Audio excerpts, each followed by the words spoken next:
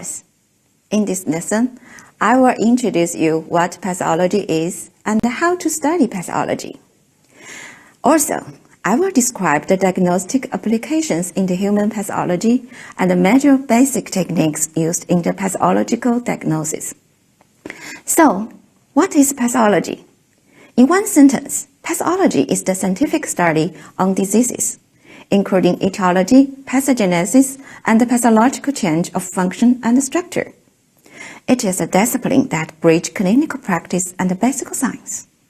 It involves the investigation of cause and underlying mechanisms that result in the presenting signs and symptoms of patients. Pathologists use a variety of molecular, microbiological, and immunological techniques to understand the biochemical, structural, and functional changes that occur in cells, tissue, and organs. Traditionally, the discipline is divided into general pathology and systemic pathology. The former focuses on the fundamental cellular and tissue response to pathological stimuli, while the latter examines the particular response of specialized organs. How to study pathology? In this course, we first cover the principles of general pathology and then proceed to specific disease process as they affected particular organs and systems. The four aspects of disease process form the core of pathology. Their cores: the mechanism of development, the structural alteration induced in the cells and organs, and the functional consequence of the morphological changes. Etiology refers to the cause which leads to the abnormal symptoms and signs of disease. Currently, we have learned that there are two major classes of etiological factors: intrinsic and acquired. Etiology is essential for us to make a correct diagnosis, understanding clearly the disease and develop appropriate treatment. Nowadays, it is obviously insufficient to contribute one disease to one etiological agent. Genetic factors often involved in some of the common environmentally induced maladies, such as cancer. On the other side, the environmental factors may also have profound influence on certain genetic disease. We will learn many examples in our future study of this course. Pathogenesis refers to the sequence of events in the cellular or tissue response to an etiological agent, to the ultimate expression of the disease. According to our teaching system, this part will be introduced manually in the course Pathophysiology. In this course, pathogenesis helps us to better understand the morphological and functional changes during the disease and even development of new therapies. Nowadays, autopsy, biopsy, cytopathology are the major diagnostic applications in the human pathology.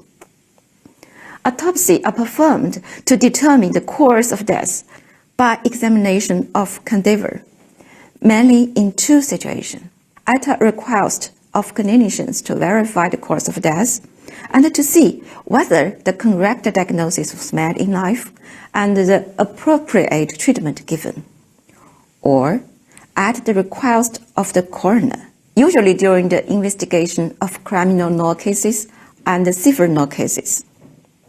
Those who specialize in autopsy are forensic pathologists. Biopsy is a procedure where diseased tissue is removed from the body for laboratory examination to determine whether cancer or inflammation is present. A biopsy can be performed using a leader to extract a small piece of tissue or as a surgical procedure to remove a larger piece of tissue. Frozen section is a procedure done by the pathologists during an operation to give a certain immediate answer as to whether a tissue is benign or malignant. Resection is a procedure to remove an entire diseased area or organ. It is often performed during the definitive surgical treatment while the diagnosis is already known or strongly suspected. In this case, the pathologists examine the removed tissue to do the following three things.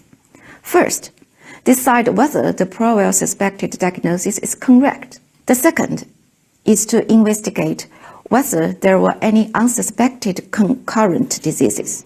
And thirdly, determine whether entire diseased area was removed, especially in the case of cancer, if there is any small area of disease remaining in the patient.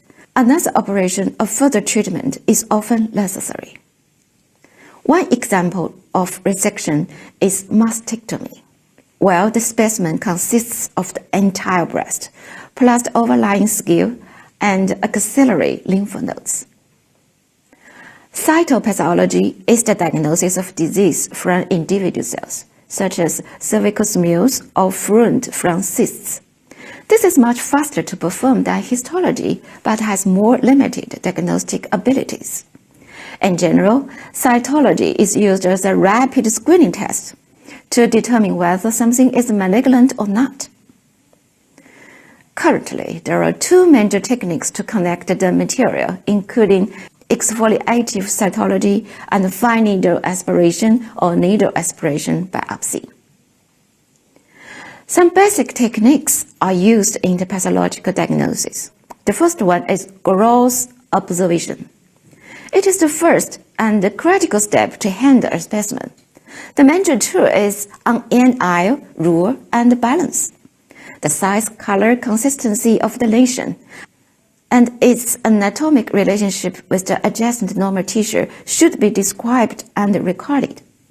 Sampling of the lesion and the normal tissue is the essential component of the diagnostic process.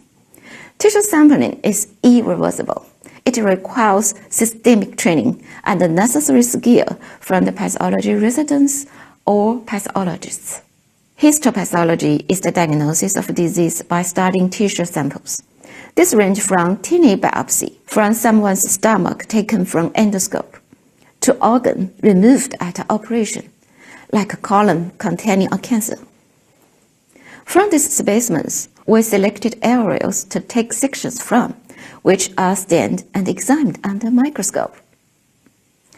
Immunohistochemistry, or IHC, refers to the process of localized proteins in cells of a tissue section, exploiting the principle of antibodies binding specifically to antigen in biological tissues. Immunohistochemistry staining is widely used in the diagnosis of abnormal cells, such as those found in cancerous tissue. Visualizing an antibody-antigen interaction can be accomplished in a number of ways, such as immunoperoxidase and immunofluorescence. IHC techniques have been used since the 1940s. It is not only a critical and necessary diagnostic tools in surgical pathology, but it is getting more and more important in the patient prognosis and prediction to the therapeutic response to certain chemotherapy protocol. Altogether, pathology is the foundation of the clinical specialties. It is a bridge which links the fundamental medicine to the clinical medicine. How well we understand pathology is directly related to the success of the future medical profession. It is all for this section. The next section, we will begin to learn the cell adaptation and the cell injury.